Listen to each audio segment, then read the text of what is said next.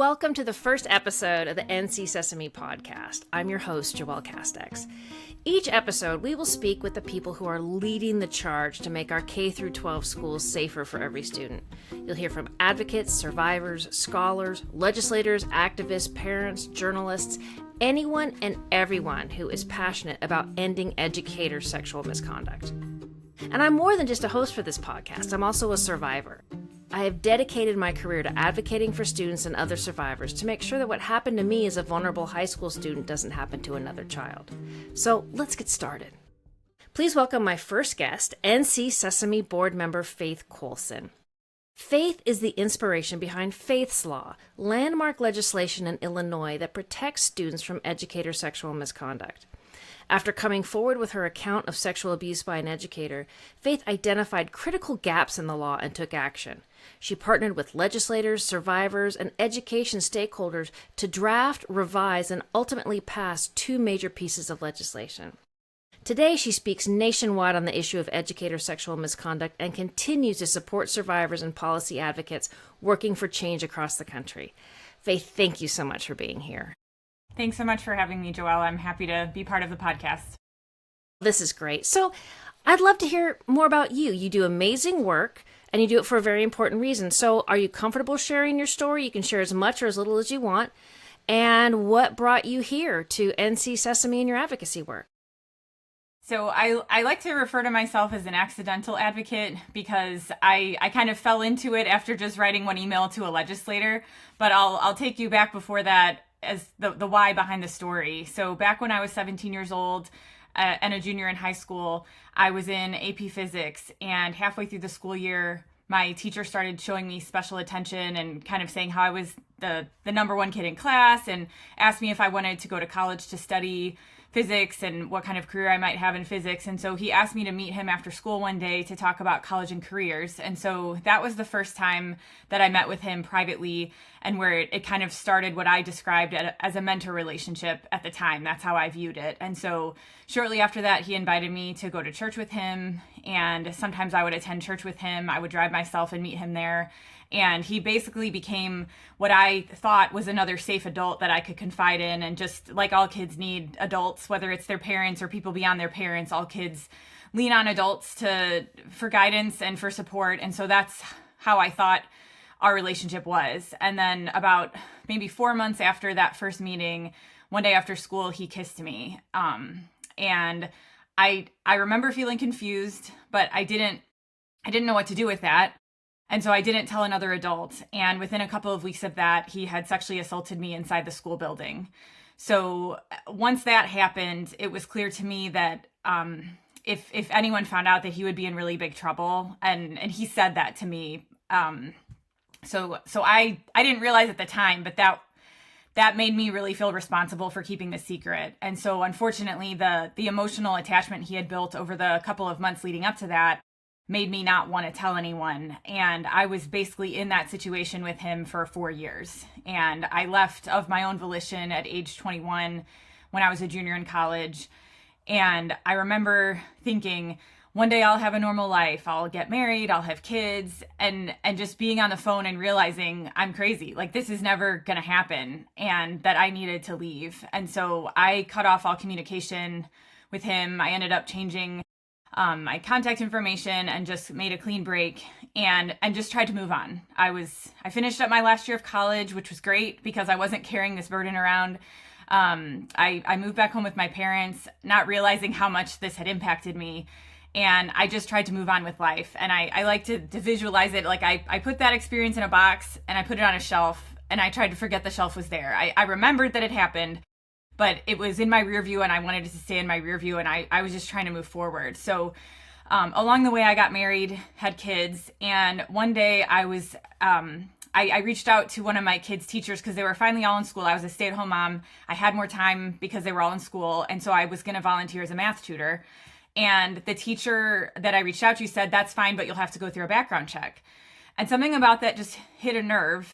Not that I was mad that they asked that, but something about it just bothered me. And so I told my friend, hey, something about this is really upsetting me. I never forgot what happened, but it's just weighing on me heavily. And she said, "I don't think you ever processed that you were abused."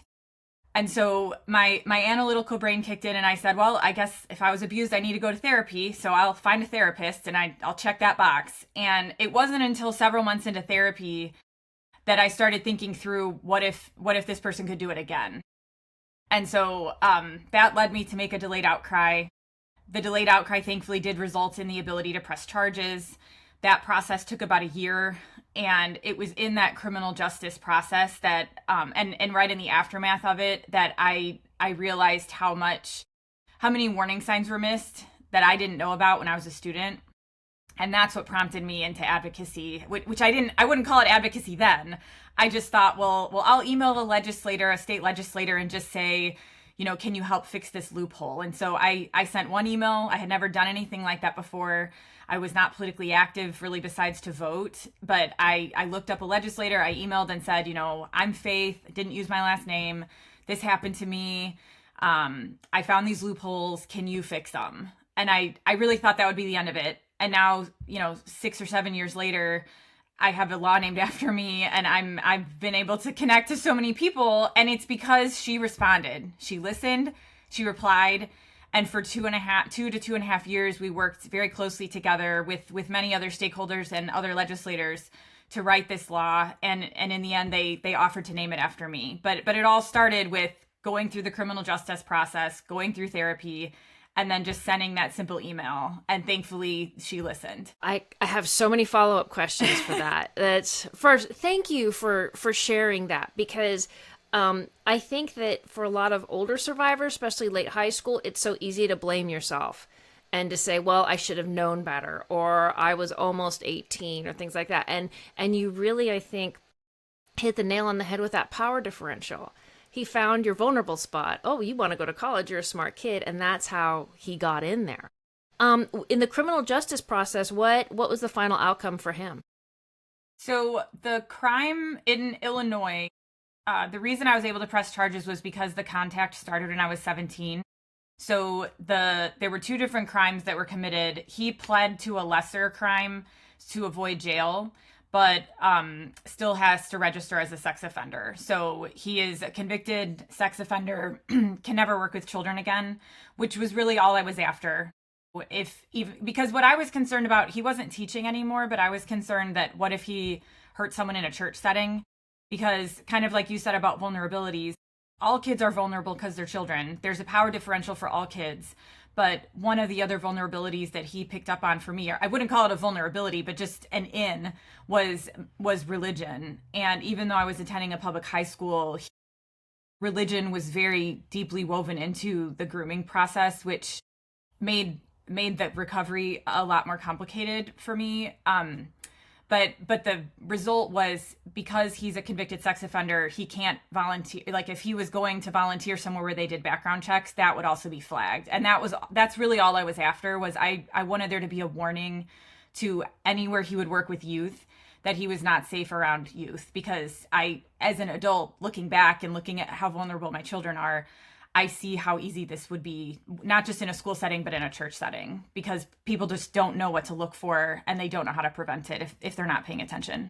Coming forward to law enforcement is such a brave move, and I'm so proud of you for doing that. A lot of survivors are scared to call the cops, because they think, oh gosh, they're not going to believe me. They're going to ask me all these intrusive questions. So can you tell me a little bit about that process and how you came through it and how it was a part of your entire healing journey?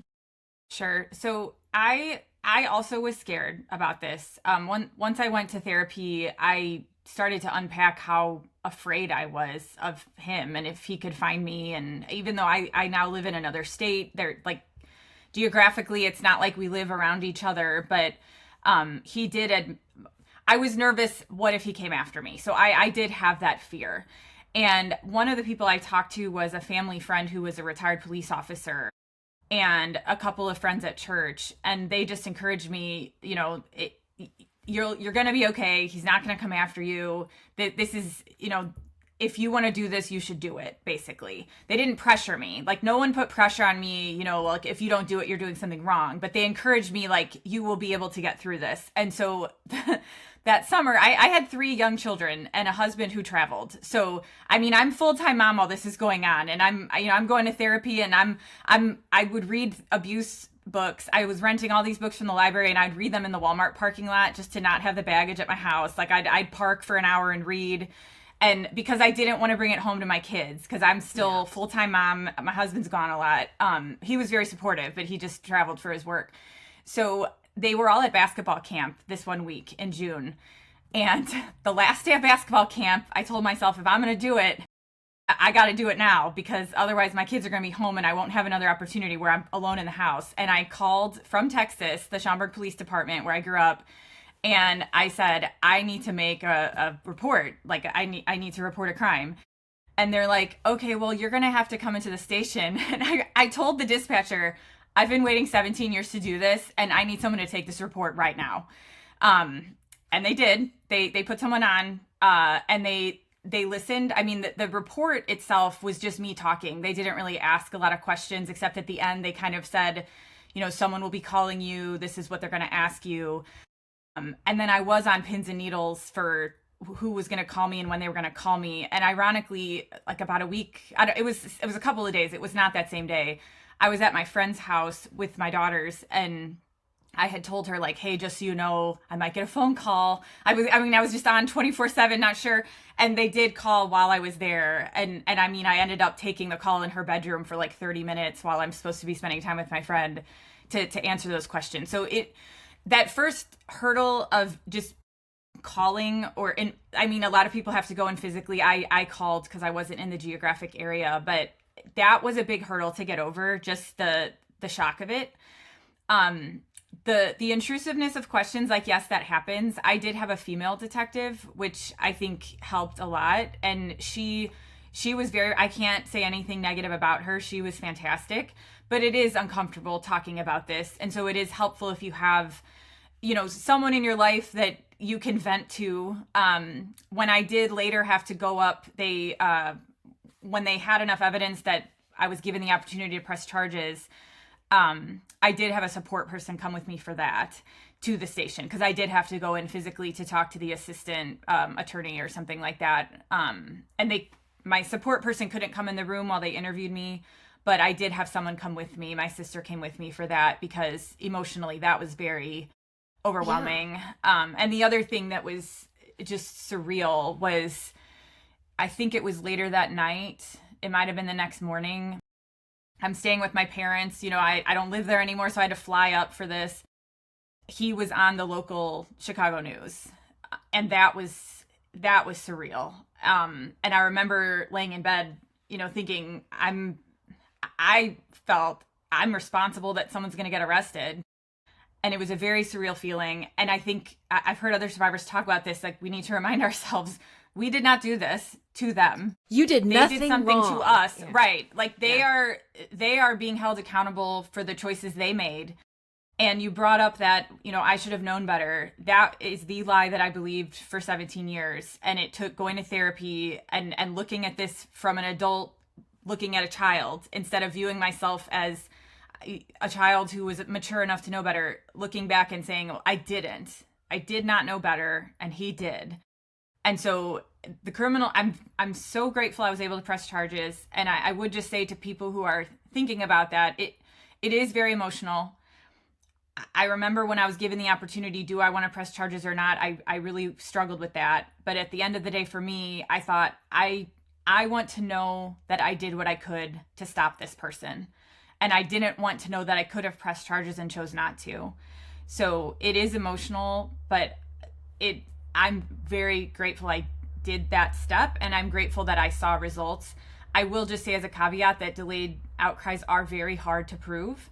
And I was fortunate that the detective said from the start, you know, I believe you, but this is, I mean, we have to corroborate not just that it happened, but when it happened, and this is going to be difficult. So it is something to be sober-minded about for survivors going in. Like, I was able to press charges, but a lot of people cannot. And I know someone personally who came forward, similar steps as far as the reporting. The result was not the same. But I would encourage people to take that step if they have the support in their life to do it.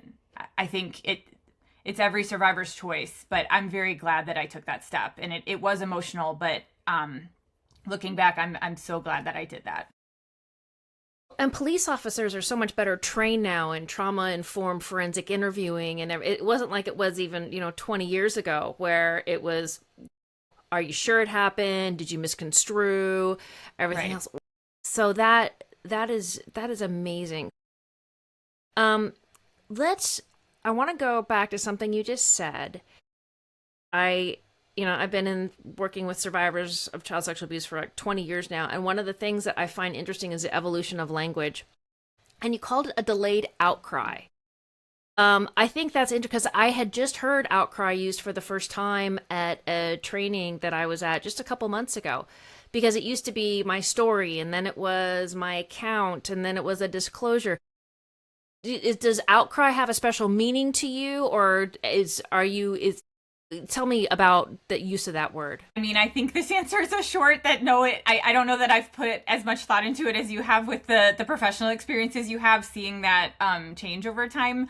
I think because I didn't work in a trauma-related field, I didn't have professional experience with abuse victims or survivors before I made that report. I don't know how I stumbled upon that word, honestly. I mean, delayed disclosure is also something that I'm familiar with, and I know that there's a couple of other terms out there, but I don't want to misuse them. So I'm not sure what made me first use that term, but I guess the delay is the part that is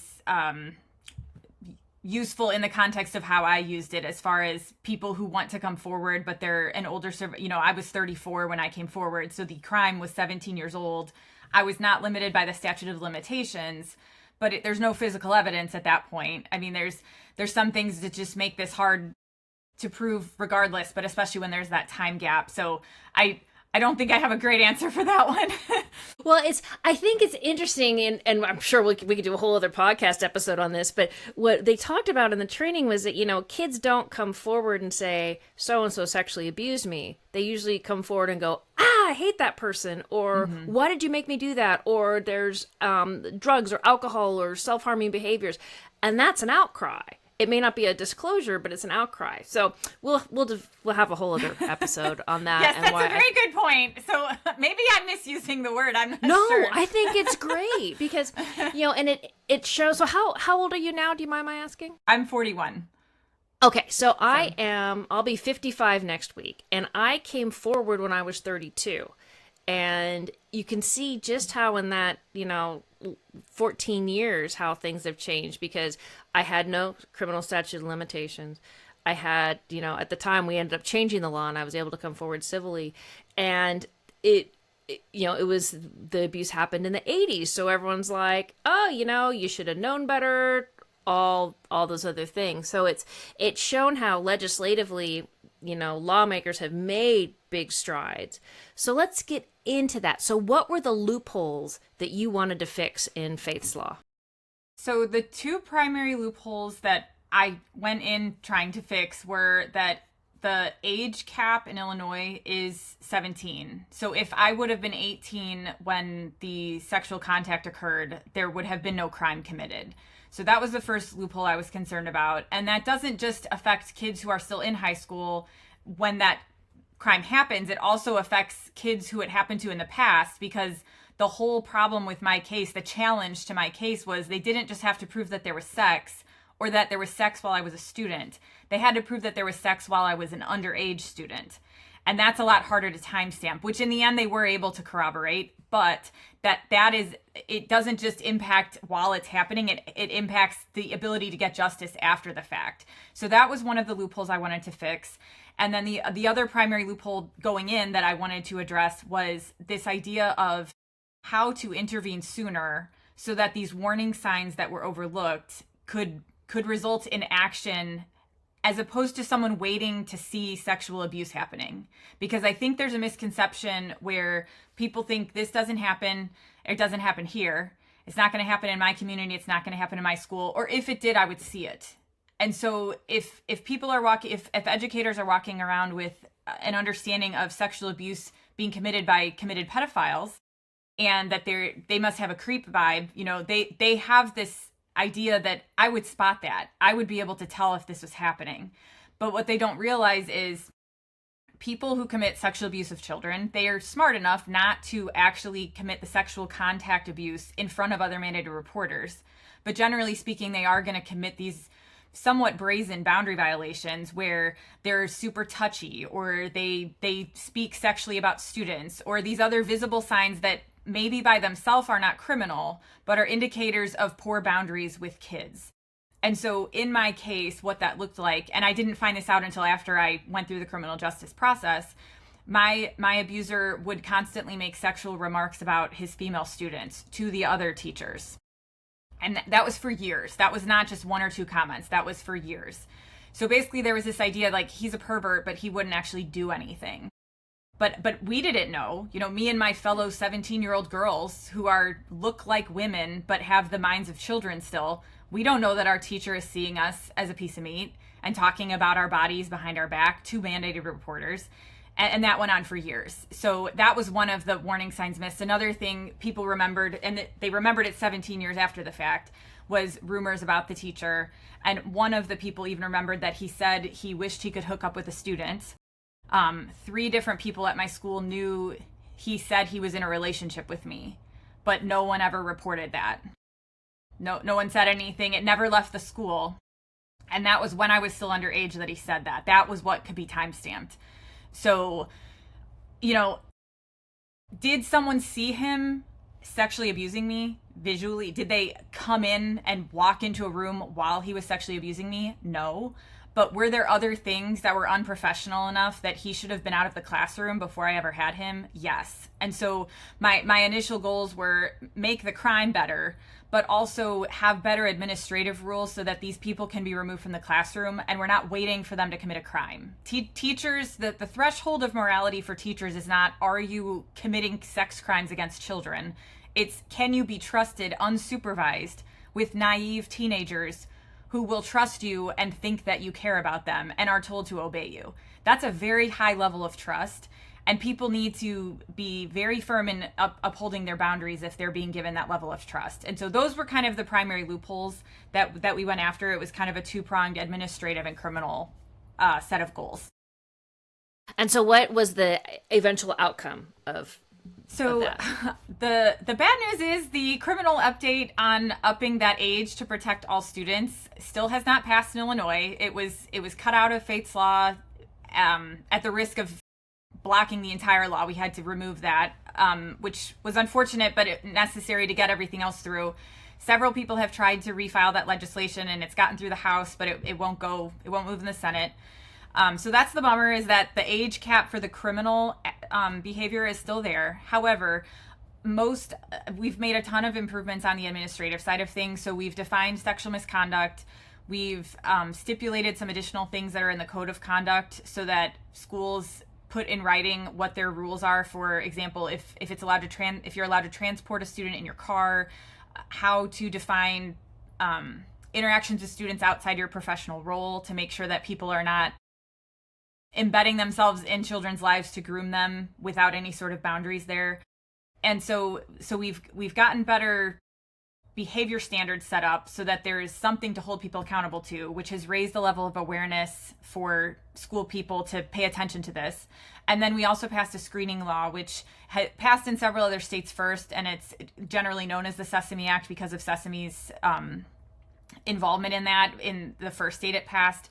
But the screening law basically says that when anyone applies to a school, whether it's private or public school, whether they work for the school or as a contractor that is placed in the school, when someone is applying for a new position, the hiring entity has to ask their former employers if there's any history of sexual misconduct in the employment history. So instead of just doing the background check, when most people are not going to have criminal histories for this, we're also doing an employment history check to make sure that we're seeing any flags and that people are not hiding that.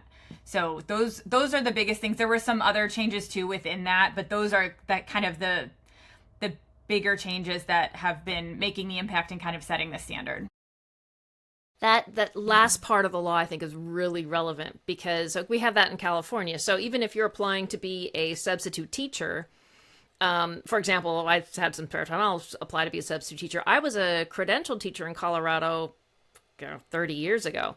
Had to put all that down, and they're going to go back and check and make sure there's nothing on my record there. And that stops the phenomenon of that you and I know of as passing the trash, where districts just push their bad people out and then they just get a job at another district because they haven't had, any kind of criminal action, or it's been that rumor stuff going on that no one has reported. So tell me, how did you stumble onto Sesame? So, the first phone call I made to Sesame, they probably were like, "Who is this woman?" Because I was frantic, trying to make sure I knew what laws to pass. And so by that time, I was already connected to the legislator. I already knew of some of the loopholes that were problematic in my case, and I knew Illinois law and some of the problems in it. But I was calling Sesame because I wanted to make sure that if I have the ear of a legislator, I want to make sure I'm giving her the right solutions. And so I kind of had rapid fire questions, and I'm sure I'm a lot sometimes. I'm a lot, and I am a very detailed person. I ask a lot of questions. And anyway, I'm sure it was a frustrating phone call. I think you're that perfect, so you're fine. But I'm just saying, I'm sure that my introduction to Sesame was a lot because I had very specific questions on like, what do I need to fix? I want to make sure if she's listening to me that I fix all the problems. I don't want to miss something and have it be my fault that the law isn't as good as it should be. But I think I was just Googling something one day and just stumbled upon the website and was surprised to see, like, holy cow, there's an organization that is just devoted to this problem. And that's, I've heard other survivors talk about this, and this is why when I first was coming to terms with the fact that I was abused and going to therapy, I was looking up books and reading lots of books about abuse and trauma just to try to make sense of what I was feeling. And you go through it and you think, wow, that this thing I've always had is related to this experience I went through, and I'm not crazy. Like, that there's an explanation for why I feel this way or why I relate that way. And so by the time I stumbled upon Sesame, I was already kind of through therapy, or kind of had done a lot of work in therapy personally, but I was like down to business. Like, I need answers for what needs to go in this law because someone is listening and I want to make sure it works. So you did something, and you did it accidentally, and it's only something that I learned later on, and I think the reason that you were so successful in passing face law is that you close loopholes. And legislators love to close loopholes because they're not writing a whole new law, they're not making any big changes, they're just making little tweaks. And I think that was a huge reason for your success and why you were able to get it passed, and why you've been able to. Now, have you been able to replicate this in other states, face law? So Right. I want to make clear, I know that there are other people who have laws named after them, and sometimes they, after passing it in one state, they're like, we want to see this in all 50 states, and they go about it systematically. When I finished the trailer bill to face law, there was the first law that passed and then a trailer bill. I was exhausted, and I thought, like, I'm moving on. And one of my friends asked me, like, so what state are we doing next? And I kind of said, like, I'm good. Like, I'm tired. This was a lot of work. I mean, it was like a part-time job for 2.5 years. I mean, it was a lot. It's a full-time job. Yeah. Right. And I mean, I was not just the namesake of this. I was helping write. I was helping edit. I was attending all these meetings. I was very tied into it. And so I was emotionally exhausted. And really the way it went from passing that in one state to helping other states is that along the way, being connected to Sesame and another group that I met along the way, and then slowly branching out and learning kind of who else was operating in this space, both me making connections and then people calling in. A couple of people have called in over the years to my legislator because up until very recently, I had no online presence. I didn't have any social media, so there was no way to find me. But someone would stumble upon face law and call my legislator to ask to get in touch with me. That's happened a couple of times where then they want to replicate it somewhere else, or they want to ask questions kind of like the ones you're asking about, how do I do what you did kind of thing, or how can we take what you did and apply it to this other state. And so there is not another state that has passed Fate's law, but I have supported advocates and survivors in other states to help them with elements of similar laws. So I'm very much a proponent of if you're living in another state and you're a survivor or a parent advocate in that state, you know your state better than I do. And so I want to be a sounding board and kind of a consultant and help you learn what I learned so you don't have to learn it the hard way. But it's your state and it's your baby. And I kind of support, I have a joke with one of my friends who's a survivor that I'm her guy in the chair. She's Spider-Man. She's out saving the world. And I'm her guy in the chair, like phone a friend. And so I do most of my work from behind the safety of my computer screen. And I don't need to be the front runner there. If people are doing the work in their state, I want to support that. So to get back to the question you asked about, replicating it in other states, we haven't replicated it, copied and pasted it in its totality. But what I like to tell people is in Illinois, I found what the loopholes were and I tried to fix those loopholes. There's some common ones, but your state may not have the same loopholes. So you have to find where the law is working or not working in your state, and then find the solutions that plug those holes, which may look different because the starting point is different. So someone reached out to me from Texas 2 or 3 years ago now and said, this is what happened to my family. Can you help? And so the loopholes here in Texas were smaller than the loopholes in Illinois to begin with. But I had to do a lot of research, even though I was living here, to find, we're not replicating Faith's law because we're not patching the same hole, if that makes sense. But, yeah, it does. But yes, I have supported people in it in several states, and I tried to let them run with that because they're the ones living there and they're the ones doing the work, and I just try to be their support person, whether it's emotional support because it's hard work, or whether it's actual advocacy support, like, oh yeah, use this resource, this is how we did this is the pushback to expect, this is how to overcome it, here's arguments you can make, here's people who can testify, things like that.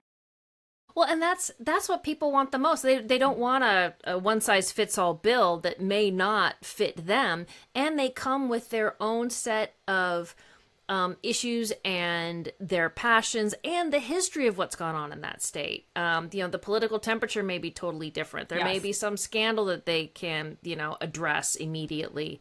So what is your number one piece of advice to someone who's like, I want to change the law in my state, but I have no idea where to start? Number one thing is, like, you can do it even if you don't know where to start. And I've joked many times about Schoolhouse Rock and I'm just a bill. And that was the extent of government knowledge that I had when I started this. I had no interest in government in high school at all. Least favorite class I took in high school. But normal people, regular, everyday people can do this. And if you're coming at it from the perspective of you're a survivor or you have some sort of personal angle with survivors or abuse history, you're coming in as a subject matter expert. And so the kind of the pathway from I have this idea and I have this story and I want to prevent what happened to me from happening to someone else. The number one thing I would say is find a sympathetic lawmaker. And from there, the amount of interaction you have really depends on the lawmaker. I am finding more and more that the legislator I worked with in Illinois was a bit of a unicorn in the sense that she was very collaborative, not just with me, but with educator groups. She really listened and wanted people to come to the table so that we crafted a piece of legislation that would work and not just look good on paper. Other people I've worked with or from a distance supported survivors working in their states, a lot of legislators aren't quite as collaborative. So you may not have to do as much of the legwork. I did a lot of the legwork myself where I was doing the research, but just to get your feet wet, I would say find a supportive legislator. That's like the number one thing to getting it passed is find your champion. As far as knowing what to bring to them, how to phrase it, there's a lot of resources online. Sesame has a legislation webpage. I have a website now that my husband had been begging me for a year. He's like, let me build this website for you. So I now have a website that has some of those resources, but there's other organizations that also have, help you find kind of a starting point to understand your state's laws. There's a lot of stuff out there if you need to do the research, but you can do it. So if you don't know where to start, part of it is just like deciding that you're going to start. And then I would say also building a network of supportive people, whether it's personal support or people who have done something like this before, who they can just bounce ideas off. You can bounce ideas off of. That's very helpful because it is. Sometimes you really have to take one on the chin. You have to have some thick skin, and you have to thread the needle of. I'm a survivor and I have a story to tell, but some people will listen to your story, but some people will only listen to the statistics, and you have to thread that needle of, I guess, put the big girl pants on, like, I'm gonna do this, but I like it is difficult. It's very empowering, but it is difficult because you're going to run into people who are there with you. You're going to run into people who maybe they don't know the problem, but they'll listen and they can become champions. And then occasionally you're going to run into people who they're not going to be very helpful. And you either got to go around them or help people power over it, because not everyone is going to listen, but most people, if you call and say, I'm a survivor of sexual abuse, this happened to me, I want you to help me fix this, most people have the decency to at least listen. It's just a matter of, are they going to champion this? Do they, like you said, what is the local temperature in their state? Has there been a recent local scandal that has shown the need for this? The more local the story and the more local the buy-in, the better. But I could talk about that for hours and hours, so I'll stop, because then you can ask whatever specific question you have, because I really like this topic. Well, I think you could talk all day long. So as far as like the allies, I think, because when you talked about your legislator and how the legislator was able to bring in the collaborators, I think that's super important, because when we worked to pass legislation in California, we were reopening the statute of limitations, and it was not a collaborative process because it was seen as an adversarial process, really. So if you don't bring people in as collaborators, they're going to see themselves as your enemies. And I think that when you take on education particularly, there's a lot of power in a lot of state capitals held by the whatever education consortiums there are. And I think that collaboration is super important, because if educators, teachers unions, so and so, see themselves as an enemy, they're going to fight it, and they have the money to do it. And I think your legislator and the work that you did was right on the money, because if you bring in those collaborators and everyone feels like we are all a part of making schools safer for kids and elevating our profession so that this stuff doesn't continue to happen. Yes. And I think, I've seen, coming into that, I was a newbie. And I've joked with several people. I kept a box of Pepto-Bismol tablets next to my computer because I had never done anything like this before. And I'm on calls with 30 or 40 people who are, half of them are state level lobbyists. This is their career, their profession. And I'm thinking, like, who am I? I'm just this random survivor. And I don't have the credentials to say, like, oh, I've been advocating for 20 years and I know my way around the Capitol building, so it was very overwhelming. And at first it felt like having so many people really slowed the process down, because I thought we're saving kids. Like, I don't care what anyone thinks, like, we're fixing this. But what I learned from that process and was modeled by my legislative sponsor and from being part of that is that in some states, like you said, the education consortium is powerful enough. If they're your enemy, you're not passing it. And so Illinois is one of those. I mean, like, the education groups are very powerful. Some states don't have that education consortium is not as well listened to and is not as powerful to block something even if they want to. So that varies state to state. However, what is true in all states is if you're passing education policy that is going to be implemented in schools, then educators, whether it's teachers, administrators, whoever inside the school system, those are going to be the people that are implementing this law. So number one, they may bring to light some just practical things that I wouldn't know because I'm not working in a school system myself.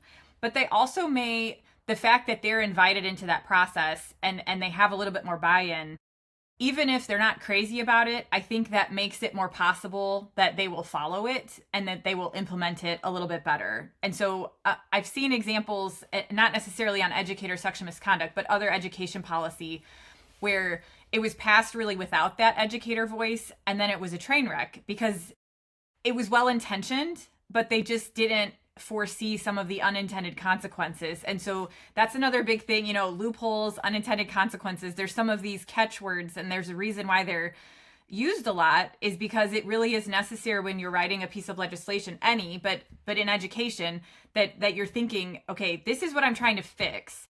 and I know my intentions are good, but if I write it this way, will it accidentally create a problem, either by incentivizing something bad or allowing some other problem, or maybe it will enable innocent teachers to be caught up in this net. And so there's just a lot of complexity to consider. And where it's possible, I do think it's important to work with education stakeholders. And one of the things I learned along the way is that there are a lot of administrators out there who really do want to help fix this problem.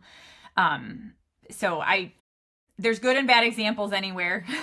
Sometimes, I've heard so many people talk about unions opposing things, and we had to work through some opposition at first. And unfortunately, I have had some negative experiences with, it seems, where unions are trying to protect their teachers and don't see okay, but now you're protecting them to the extent that this is going to endanger children. Both sides needs to listen. And usually I have seen that we can all listen and get along. I have had some examples of less than great interactions, but I think trying to collaborate is what should at least be done first. Yeah, and I can pretty much guarantee you that no one on those phone calls with all the lobbyists said, who the heck is this lady? You totally know what you're talking about. You got your ducks in a row. You're seeing me now. But thank you. I appreciate that. And I one of my friends teases me about how, remember me when you're famous kind of, and it's very, and someone else said oh yeah, we know Faith. And I'm just still kind of riding the wave. And that's why I say I'm an accidental advocate. I'm very grateful, and I'm learning as I go. And I know so much more now than I did 6 years ago, but I know more now than I did 6 months ago. You're just always learning. Every state, every legislator, every group, I'm always learning. But thank you. I appreciate it. I don't know if they said that 6 years ago, but I appreciate the compliment. Well, I'm saying it now, so that's all that matters. So what are you working on right now? So I feel like there's always lots of irons in the fire. Obviously, as a board member of Sesame, I'm grateful to get to collaborate with other national leaders who have been at this work a lot longer than I have. I am an independent consultant on a project through Prevent Child Abuse America. They have a CDC grant to study the effectiveness of state laws. So I serve as community engagement coordinator right now as a consultant with that group. So that's been really rewarding and just helped me to get to know that organization, but other people who are working not just as advocates, but as researchers and other areas of policy. And then I'm also just on my own time, just as a volunteer, supporting as opportunities come up, people in other states. So I have people who I'm working with in Ohio and Kentucky. There's someone who I'm trying to support in Kansas right now. And then I'm still Texas, the mom who reached out to me 2.5 years ago. We were able to get some changes through this past session in spring. Texas meets every other year. And so the kind of the leftover policy goals that we didn't get through, I'm still trying to get that ball rolling and moving with legislators for next session, which is going to be, a year and a half from now. But those are some of the rumblings I'm trying to just stay tied into. And next to my computer, I have, a stack of files, and I just try to keep good notes so that I can keep things straight. But again, I try to say yes when people ask for help as much as I can within the limits of time that I have. I do work part-time from home on proofreading stuff just as a professional. So that's also a paid thing that's unrelated to advocacy. So really the biggest thing is time management. But again, I learned so much from doing this when I didn't have experience that I'm trying to support other people so that they're not having to learn the hard way. And so that's why, like I said, why I have the website now. It's got some resources up there. It has a contact so that if someone is where I was 6 years ago and said, I want to pass a law, this happened to me, or I've seen this happen in my kids' school, I think we can do better, what do? I try to just be a resource. But I also don't want to, name names with people I don't have permission to name their names, on the air. So if someone's looking for you, how do they find you? So probably the easiest way is just to go to faithslaw.org, and there's a contact me page on there. My email address is connected to that, info@faithslaw.org. But again, I'm also connected to Sesame as a board member, and the calls to Sesame are not going to get routed directly to me, but that's why I also have the personal website, because I want to be a resource to people if I can. But everyone, like you said, different states have different loopholes to start with. And so what I try to volunteer to people is that I may be an expert on model legislation. I'm an expert on how to interact when you have pushback and how to talk to legislators to get them to listen and all of that. But I am not an independent expert in all 50 states and what their loopholes are. Like, I generally do this as a volunteer, so I don't have, infinite time to do the research on the starting point in each state. But if people can help out finding that starting point, I can help point them in the direction of how to patch it. Faith, this has been a fabulous interview. I'm so glad you're the first one for the podcast. I mean, it's just like, I can't wait to go through it because there was so much fabulous information here. So we're going to close up. What have I missed? What do you want to tell survivors or parents or advocates? What closing thought do you want to leave with this podcast? I think, I don't plan on getting choked up, but this may make me choked up. But I think the number one thing that I would want to say, as coming from the voice of a survivor, is that when you're walking that road, whether you're still being victimized or you're still young, or you're like me, where you're looking back, realizing, wow, this may have impacted me more than I thought, is that you don't have to be alone as you go through that process. And it's important to have other people to support you while you're recovering from that. So I didn't realize until I was an adult looking back that the biggest impact of the abuse on me was how I was utterly alone and trapped. And I didn't realize the extent of that while I was still a child and an early, teen into young adulthood. But that transition from childhood to womanhood was taken and was tainted and I won't get that back. And I didn't realize at the time how alone and trapped I was in that until I had a lot of years of separation from it. And so if someone is still in that space where they feel alone, I think that the antidote and the salve on that wound is that you don't have to be alone, and there are people who can help you. So whether that's family and friends, I mean, some people are maybe better able to support people through that grieving process and recovery process than others. But I found a couple of my friends to be super empathetic. I was able to access mental health services through a therapist, and being able to walk that road and know that I'm not alone now. And same thing to parents of survivors. This is a hard thing to get through, but it can be got through. So if you're in the life of someone who has been through this, it's important to both empathize with what they have experienced and the depth of pain. This is a very painful human experience to go through. It changes your life, but you can get to the other side. And so if you're the support person for those people, just kind of remembering, like, I've got one hand on you down in the ditch, but I have one hand over here where there's hope, and you're not alone in it. And for me, what has helped me is, my family and friends, but also, despite my abuser using religion to harm me, kind of reclaiming that, God didn't do this to me. God is still good. And that, I can find hope on this side of it. So just reminding people, you don't have to be an advocate, a legislative advocate, and try to pass laws in order to recover and overcome and live your life. And some people, I like this work. I find it empowering. I've met people who think my overcoming is just living. Like, I don't want to just be thinking about this all the time. I just want to live. And that's overcoming as well. But there is hope for people who have been through this. And I would just say, don't do it alone. Find people that can help you through it, because that has been the thing I have learned most about myself, is that I don't need to be alone, and I need to be connected to other people to help me, and I can help them, and that hard things just can't be carried by yourself. That's a perfect way to end this. I mean, I'm a little choked up too. So yeah. Again, Faith, thank you so much. I'm sure that you're going to get a lot of people reaching out to you after this goes live. And hopefully we'll have you back really soon. And thank you for all the work you're doing for NC Sesame and survivors and everyone. And again, thank you so much. Thank you.